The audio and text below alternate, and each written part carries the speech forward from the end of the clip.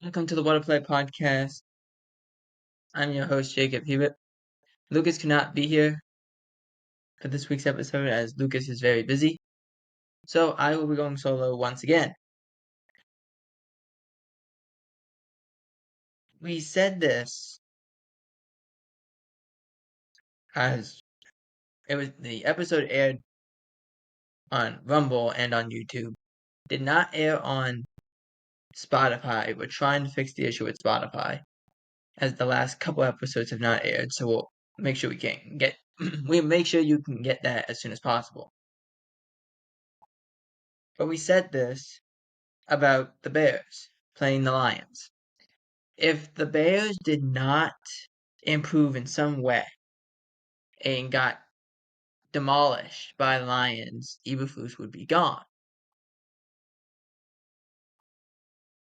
They didn't get demolished, but Eberflus is gone. Let me explain. So in the first half, the score is 16-0. And in the third quarter, the Bears start getting something going. They score a touchdown. But then they end up giving up a touchdown, so it's 23-7. And then some things just started to happen for the Bears. Got another touchdown, a couple field goals, making it 23-20. And then weird things started to happen. Like, mostly the reason the Bears got back in the game was the Lions just started running out of defenders. There was just no one. They're basically putting in guys who've never played with this team or played professional football in the States because they're just so banged up. So you could see the cracks in this defense. But still a good nucleus, I guess, of this team. The Bears get the ball back. They have to travel like over 90 yards to score a touchdown, but they only need a field goal to bring this to overtime. They get the ball to the 25-yard line, 25-yard line of the Lions, and they have about 30 seconds to do something. Actually, hang on, I got the number here. 34 seconds. And in that time, they only ran one play. How does that happen? Well, they burn a timeout when the clock's not running because Caleb didn't understand what was going on. So they burn the timeout. They have one remaining. That'll be very important. They run this play. It doesn't work, but it gets the clock moving. Because what happened was they got sacked. And now the clock is moving. Clock's moving. And I think they have enough time. Few things happen. No urgency from the players. The inability to get in the call-in and not using the timeout caused the Bears to lose the game. Because they had 10 seconds. They only snapped the ball at 7. And they threw a ball deep down the field for no reason. And they lost the game. If they snap that ball at 15 seconds and throw that route, there's 8 seconds to throw out. You put Carlos Santos out there, you have a chance to win the game. Or tie the game. And go to overtime. Instead, they didn't do that. And they didn't burn the timeout. So they lose the game 23-20. And up to this point, 105 seasons the Bears have been a franchise. 105.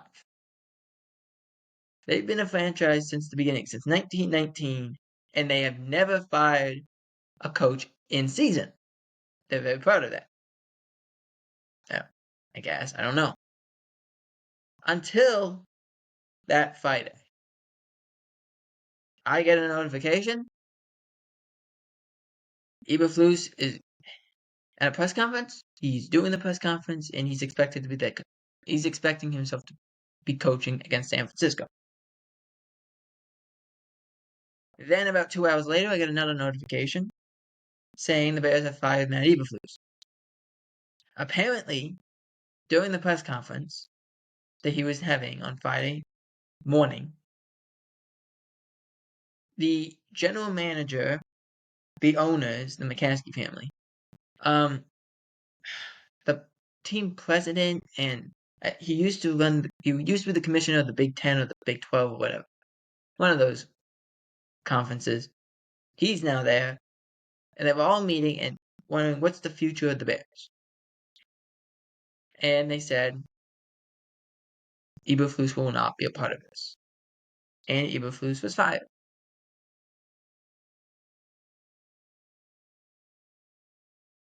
I do want to also make this, I didn't say this on NFL World or anything like that. Ryan Poles, the GM of the Bears, is staying. That was announced. He is staying. And I think he's done a good job. Here's the thing.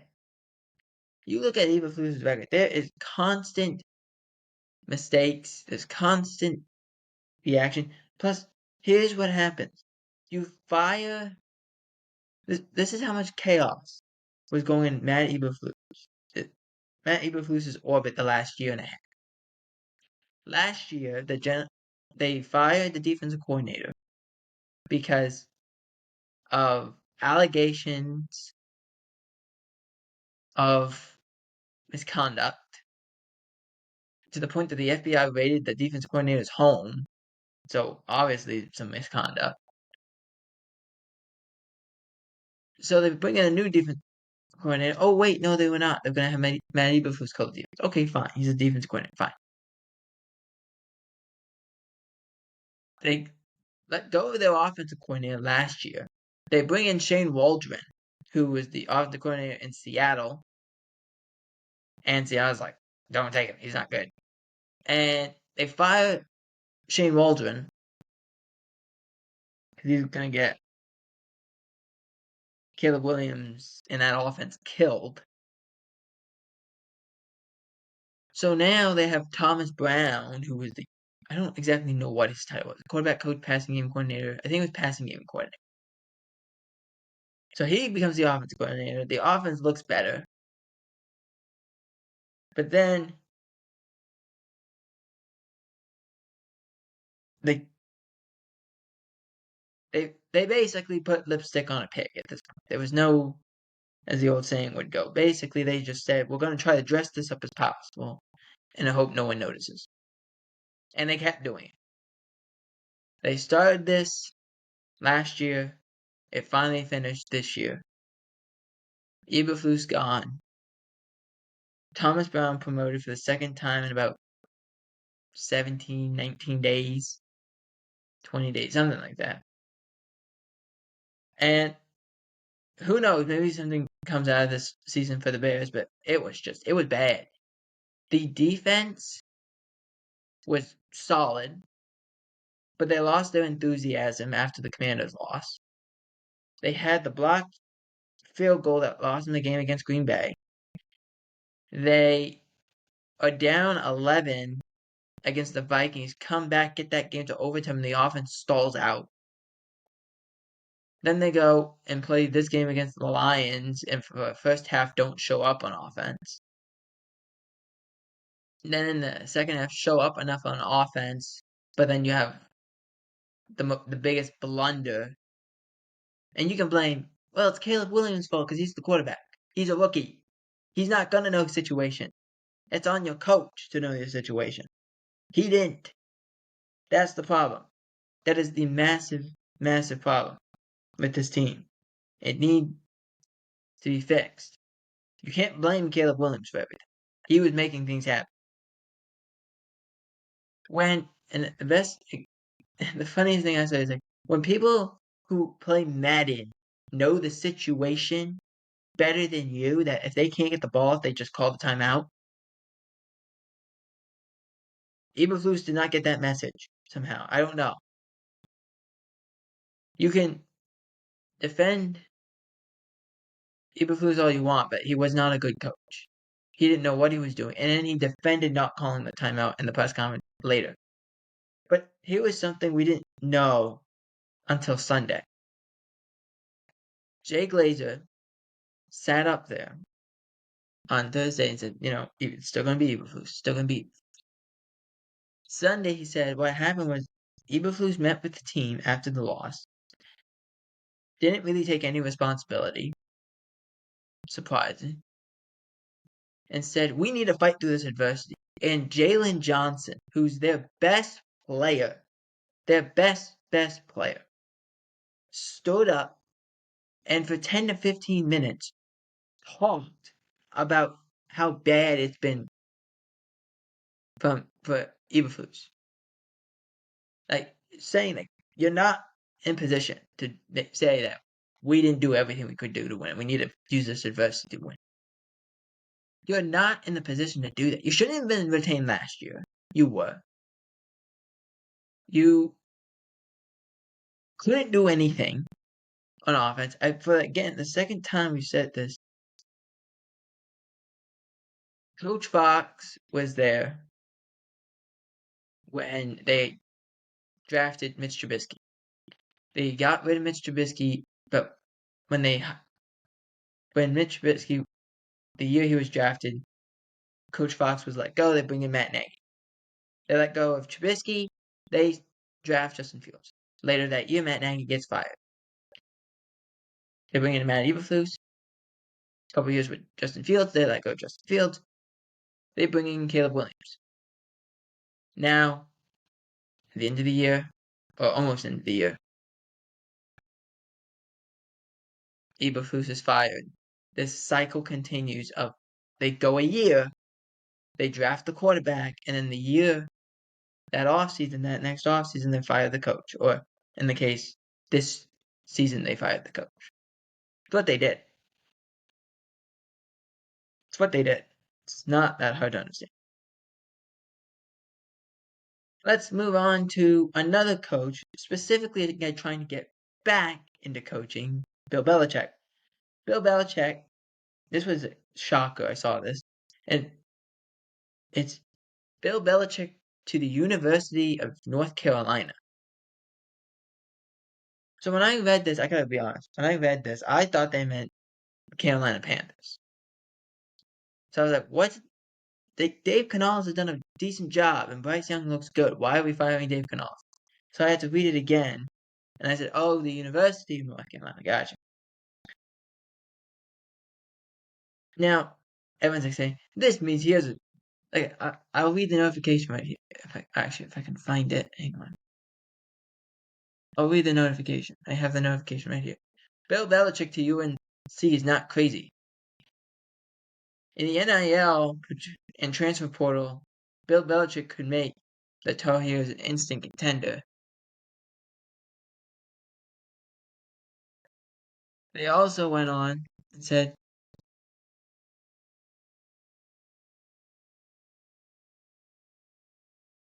that Belichick. Here's what I'm reading. I'll read this right off the phone here.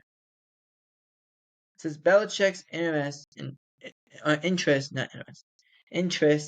in the UNC job shows he still wants to coach. That's the headline. Now, if you've been on this show for any period of time, and I thank you for being here, we've said this before. Belichick wants to coach. He wants to coach.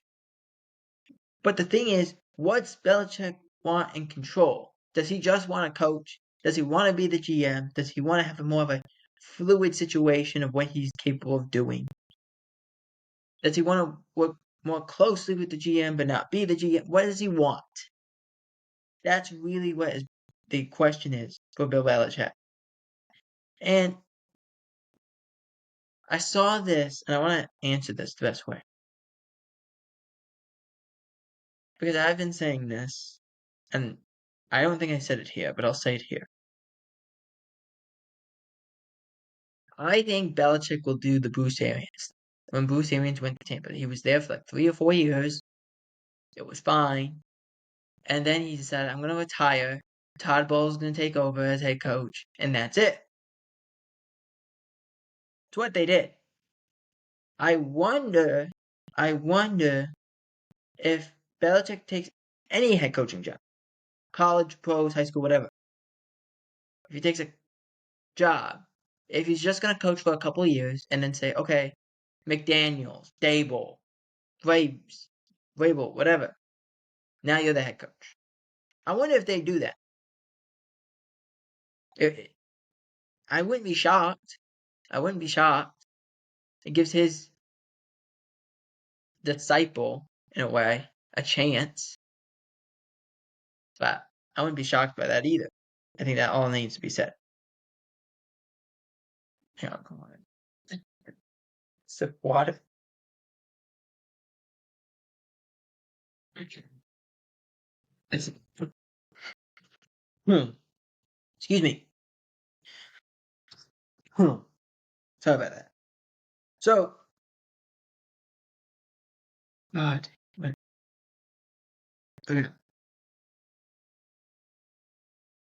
my ads on my phone are going crazy.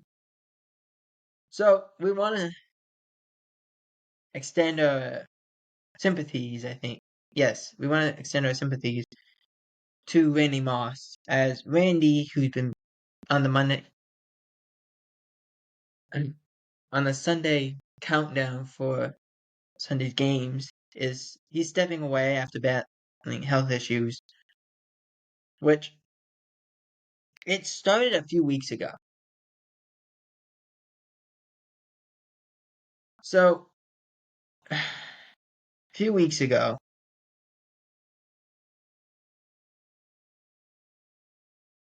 we noticed, if you watch the show,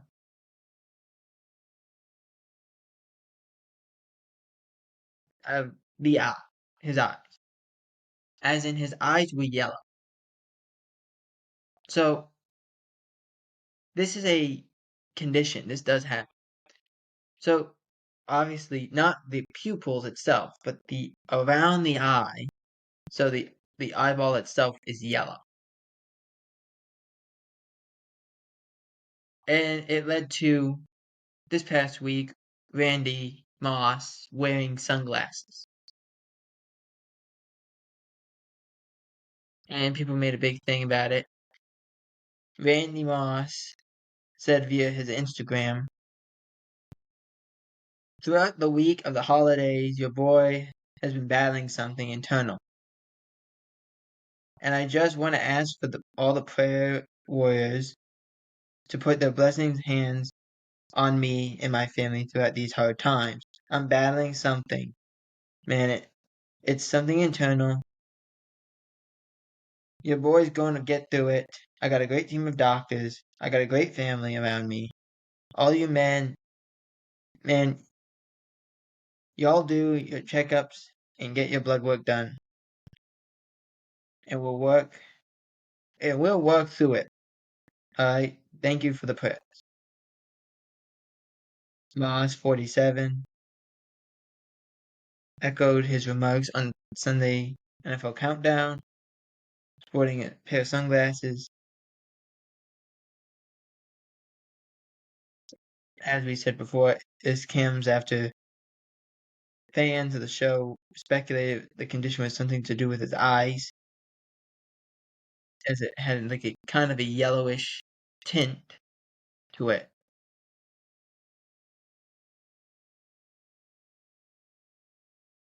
Moss did not reveal the specific issue, so we just want to have our prayers go to Randy during this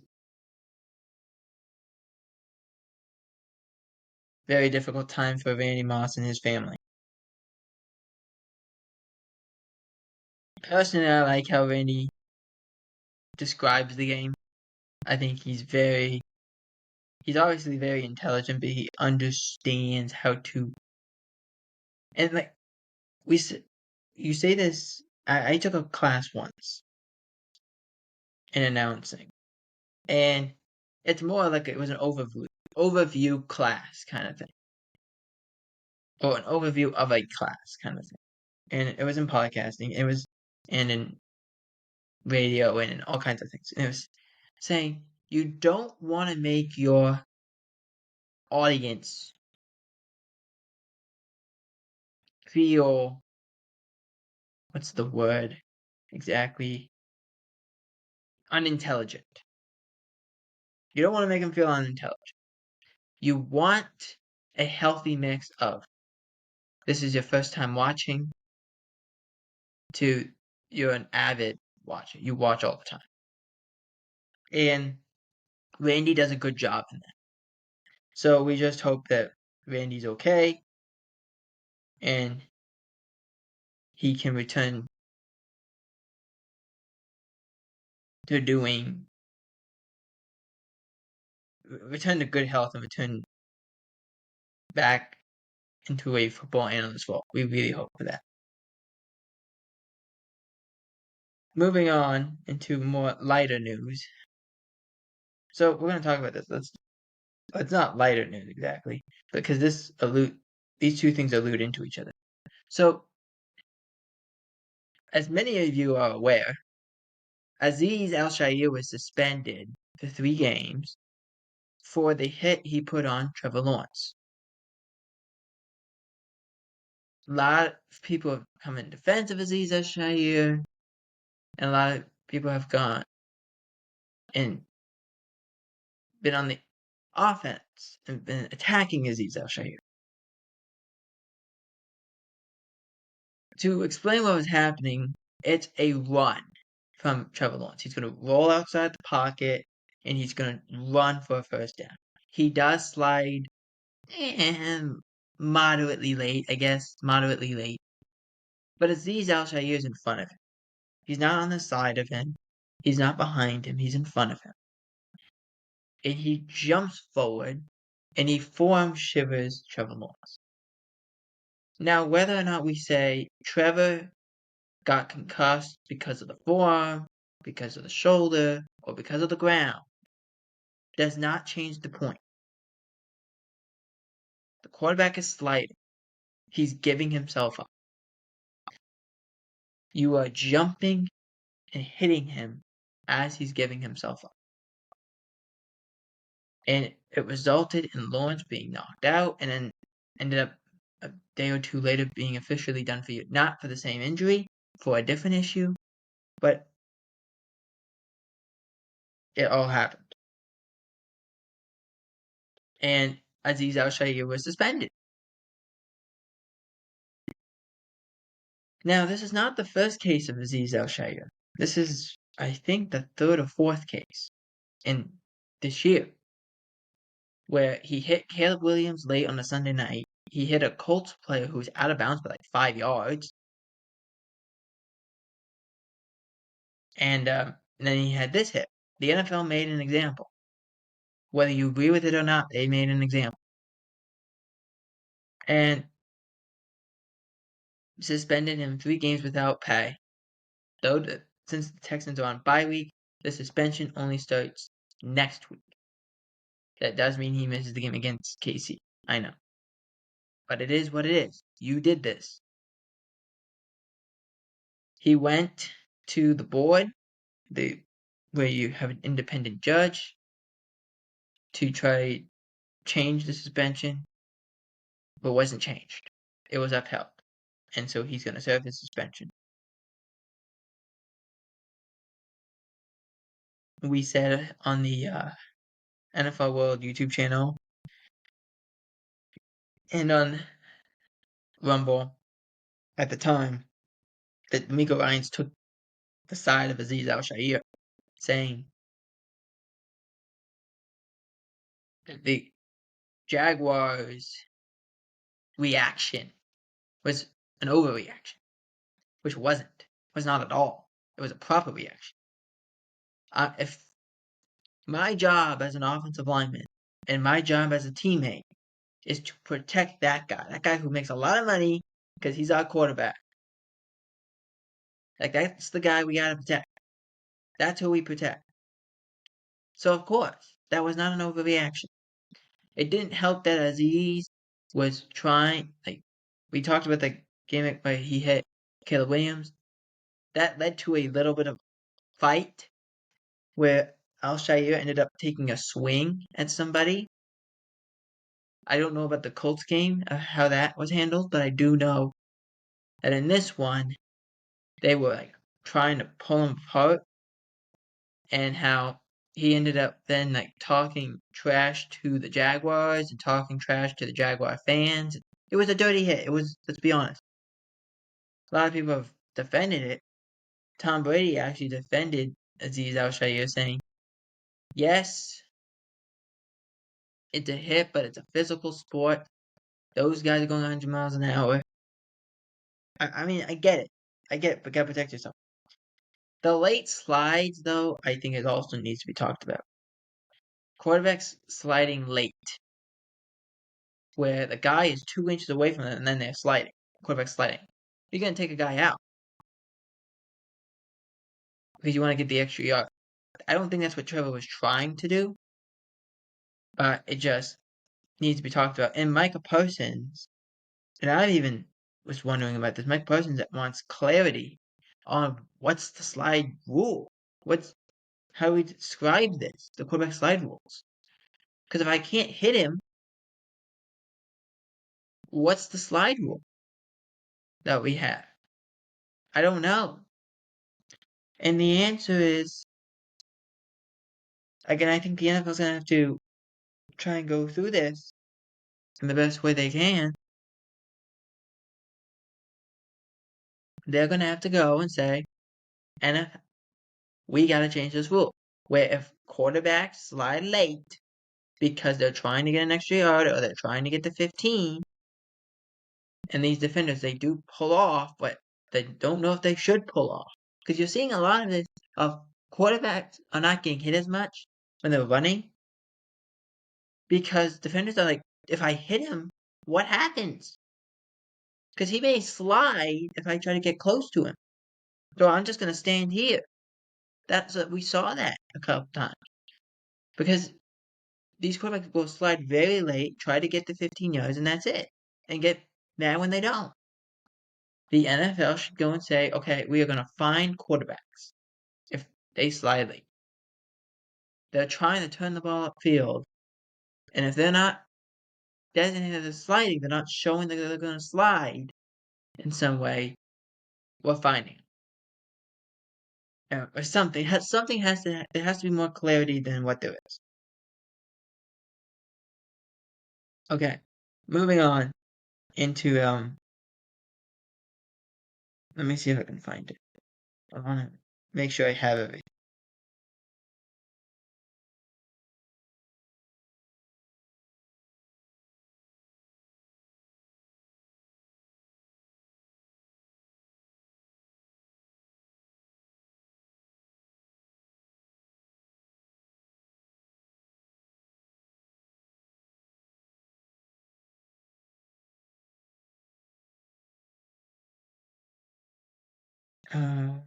Okay. Yeah, let's do the games, and then we'll finish up with that news when we get to that game. So, let's recap what happened in the Lions-Packers game. This was a wild performance. Game ended 34-31. At one point, the Lions were up by 10. Then Packers get a field goal and then an interception. Or actually, they get a touchdown and an interception that they end up scoring a touchdown later on. And then go back and forth. There's a back and forth between the Lions and Packers. I want to say this right now, okay? Can someone tell Dan Campbell he doesn't have to go for it on 4th down 90% of the time? This guy goes for it. He went for it on 4th down on their 30. On their 30-yard line. Dan, I understand if you have one loss. You have one loss. Why are you doing this? You have one win. If you're 1-10, I get it. You're 1-10. You're trying something. You have one loss. Why are you doing this? You have a chance to get the number 1 seed. Why are you doing that? They didn't get it. Packers go down and score. Then they have the interception that later on they scored. Tim Patrick had 2 touchdowns after not having any touchdowns on the season.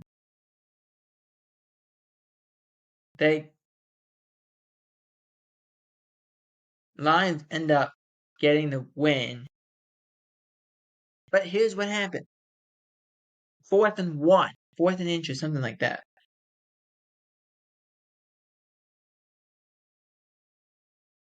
Hang on, I'll finish that in a second. Hang on.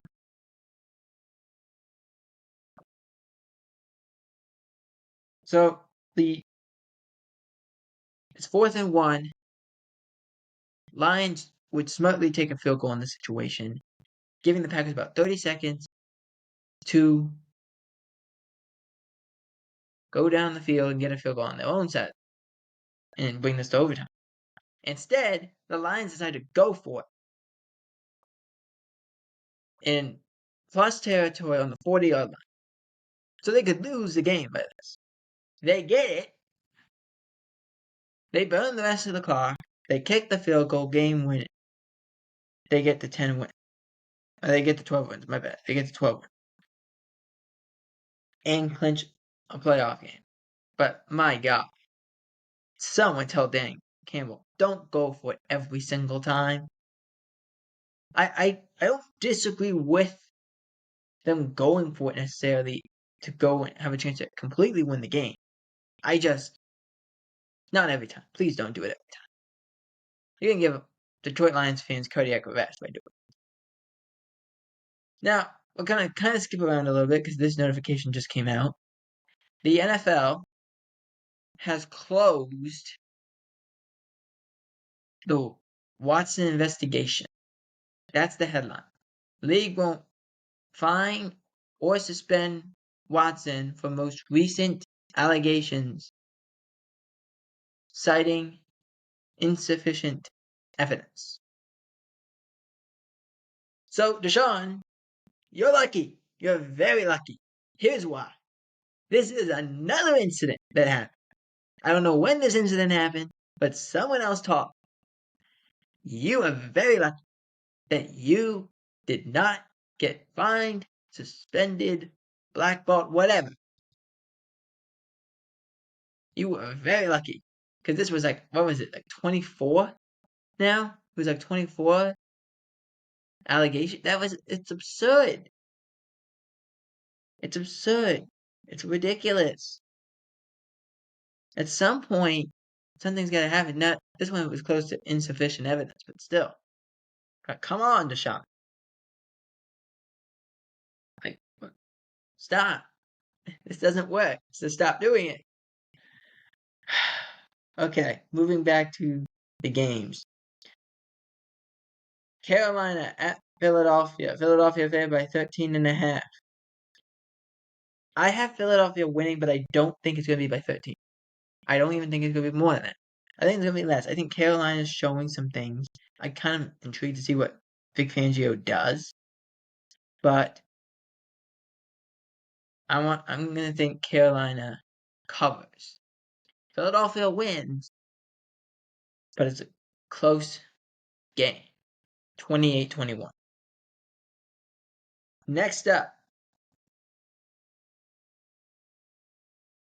the Las Vegas Raiders on the road to the Tampa Bay Buccaneers. Buccaneers are favored by 6.5. So the Bucs are 6-6. They're trying to fight out for the last wild card spot that Washington holds at 8-5. Washington's on bye. The teams that are kind of holding their breath for this game are Tampa, Arizona, Rams, San Francisco, Dallas, and I think that's it. Yeah, that's it. Oh, Atlanta. Atlanta is fighting for the division too. So, with Atlanta also facing Minnesota, that all needs to be said. Okay. 6.5 points. Mike Evans is back. Aiden O'Connell, I thought, played fairly well. But give me the Bucks to win. Scores, it's a close game, 28-24. Next up, Bills at Rams. Rams favorite, or actually Rams getting plus 3.5. Give me the Bills. They find a way to win this game in Los Angeles. 31-20. Because the Rams are an odd team. They're very odd. Excuse me. They're very odd as in they don't move the ball well.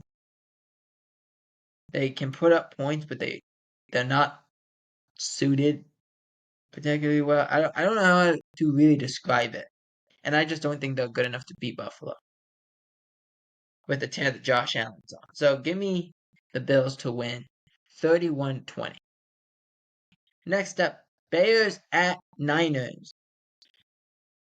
-4 for the Niners. It's a 4-8 team and a 5-7 team.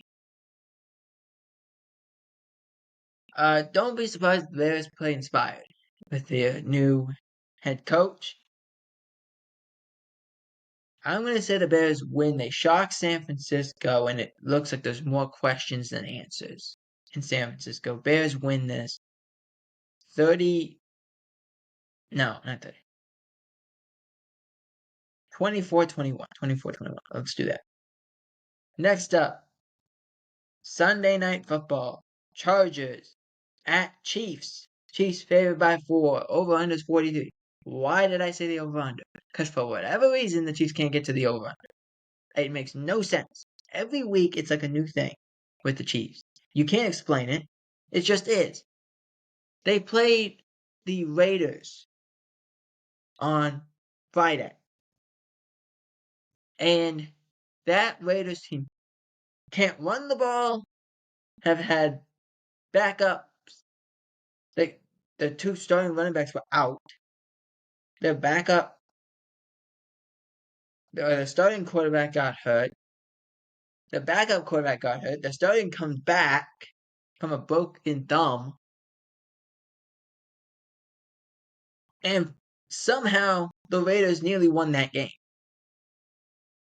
Just some interesting gymnastics from the referees. And I'll lead to it. I'll describe it very quickly here.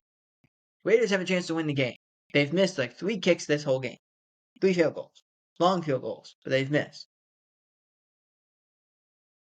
And they go, have a chance to win. Offensive line is getting set, but the wide receivers aren't set. I don't know if the running back is set or not. And it's a quick snap.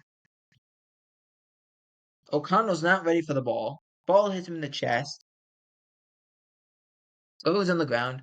At this point, the officials have already blown the play dead, expecting to call false start. They've already blown it dead. But a Chiefs player recovers the ball. Instead, Clay Martin's crew decides, instead of calling false start, which would have a 10-second runoff, they decided, let's call an illegal shift. You blew the play dead. How are you going to call an illegal shift? You can't call an illegal shift if you blow the play dead. You just blow the flag, and when the play happens, then call the illegal shift. You don't blow the play dead and then call an illegal shift. It made no sense. It gave the Chiefs the win in shocking fashion, in ridiculous fashion, and that's kind of what happened. The Chargers, on the other hand, they went to Atlanta, were bad on offense, but found a way to win after 4 Kirk Cousins picks, including a pick 6. Now the Chargers get to have a chance to avenge their loss earlier in the season. I think they do. But this game is going to be really strange. Give me the Chargers to win 24-20. And let's see what happens. And then on Monday Night Football, Cincinnati Bengals at the Dallas Cowboys. So, you look at these records, it's very similar to the Bears and Niners records. 4-8, the Bengals are. 5-7, the Cowboys are. I want to say this quickly. You look at the numbers of a Trey Hendrickson, a Joe Burrow, a Jamar Chase, even a T. Higgins who's been injured twice this year, and you say, how on earth are they 4-8? It makes no sense. Joe Burrow, 30 touchdowns, 5 picks, completion percentage of over 75, a QBR of over 75, almost 355, almost 3,500 yards of passing yards. The weakest part of their team might be their offensive line, because Jamar Chase is over 1,000 yards already. We're only heading into week 14 now. T. Higgins, who's been out, is almost at 500 yards. And he has 5 touchdowns. I think Jamar Chase has anywhere between 8 or 10 touchdowns. Trey Hendrickson leads the team and the league in sacks. How are they 4-8? Well, they can't get pressure besides Trey Hendrickson. They can't. They literally can't. They don't tackle well. Their offensive line's a mess. There's not great performances here by this Bengals team. But Joe Burrow and that offense, they score 28. Their defense gives up more than 20. We've talked about this. When you have teams that they can score so much, they score 30, but they give up 31. You can't win. You can't win those games. It's just not possible. That's what happens with the Bengals. Now, thankfully for the Bengals, the Cowboys don't tackle very well either. They've tackled better, but not well. Dallas is in a position, they're 5-7. They could go crazy and somehow, because of how close this last wildcard spot is, and at the end of this next week, be one of the few teams still alive in fourth. Or completely tank now and try to get a top 10 pick. They can do either. Right now they got pick 13. And I keep looking at it and I'm like, the highest they're going to go is 18. The lowest they're going to go is 10. Maybe 11. So that's how I see it. Cowboys are at home at plus 5.5. It's going to be interesting. Honestly, it's going to be, can the Cowboys stop the Bengals offense? And can the Cowboy offense do anything after scoring 20 points? That's legit what it is. Look at if you go through all the games that Cooper Rush has played this year, what's his highest point total?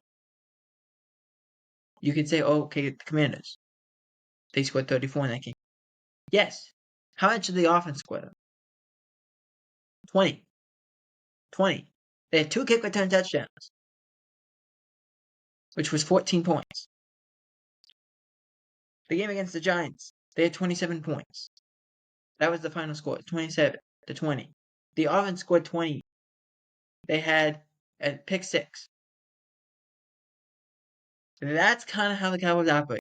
They're going to score 20 on offense and then have hopefully someone else, a pick 6, kick return, this, that, whatever, to get over the hump. That's what they do. Can they do that against Cincinnati? I think it's possible because of how bad Cincinnati plays on defense. They are really bad on defense. They can't get pressure besides Trey Hendrickson. You chip him, you double team him. Yet no one else is really going to win.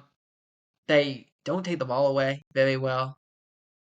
There's a lot of missteps. They don't, like I said, they don't tackle well. Like they couldn't tackle Najee Harris last week, and they let the Steelers score 40. Not good. Not good at all. So, I'm going to say this. Cowboys upset the Bengals and get their second home win. But it's going to be one of those strange games that no one wants to talk about. The score being 27-24 Cowboys. I also want to say this before we go. This game will be without Zach Martin. Zach Martin, it was announced by the Cowboys, specifically Mike McCarthy, that Zach Martin's going to have ankle surgery, which would end his season and potentially his career. Not because the injury is that severe, not because the surgery is that dangerous, but because Zach has contemplated retirement last year, didn't, and hasn't played well because of the injuries. Both ankles, back, shoulder, knee, everything. He's banged up, and he's a warrior. And I feel like, I want to say this mostly, Cowboys fans feel this way because they felt the same way when Tyron Smith left. He's a great player, future Hall of Fame player. But because the team wasn't good enough, the coaching wasn't good enough, the front office doesn't get out of their own way, you wasted a career on a great future Hall of Fame talent. And that's what everyone kind of feels that way for. That Zach Martin should have won a Super Bowl, but never got the opportunity to. So if this is the end for Zach Martin, I want to say thank you. Thank you for the memories. And the NFL wants to say thank you as well, as they have, and the Cowboys have, nominated Zach Martin for Walter Payton Man of the Year. And if he gets it, I wish him all the best in his retirement. And if he doesn't want to retire and wants to go one more time, let's give him one more ride. For NFL World and for the What to Play podcast, I'm Jacob Ebert. We'll see you next week.